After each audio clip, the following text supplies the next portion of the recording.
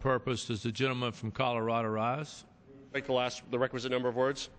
The gentleman's recognized for 5 minutes.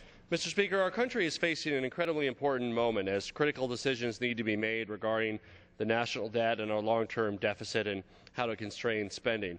Members on both sides of this aisle recognize the reality that we need to restore fiscal responsibility in our budget.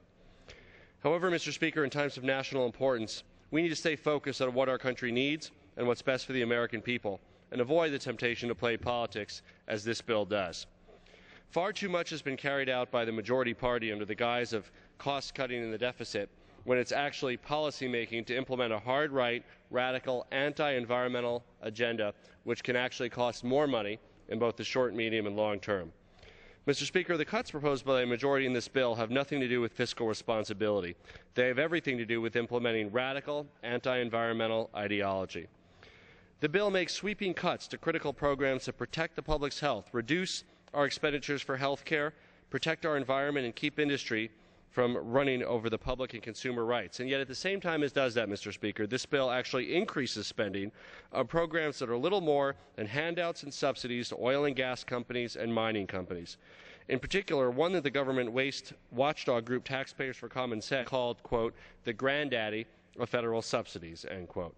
This isn't about saving taxpayer money in this bill. It's about slashing environmental protections while giving handouts and subsidizing the dirtiest, most influential industries. There's more pork in this bill than in an Iowa hog lot. This is supposed to be a spending bill that attempts to balance various budget priorities against one another.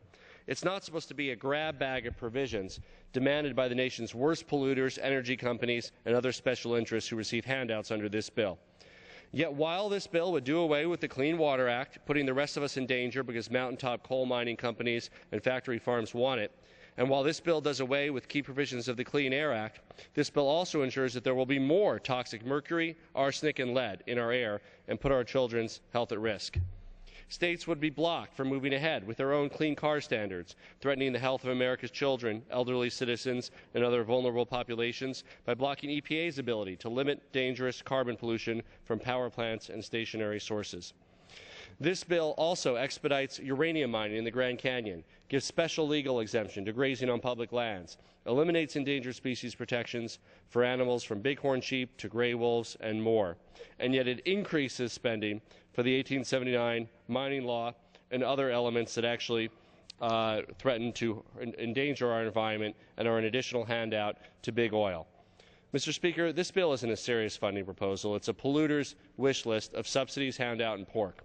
The majority can call it what they will, but don't say that this bill serves the cause of cost-cutting while it lards up programs that are little more than a subsidy to wealthy mining and drilling interests. I yield back. Gentleman yields back.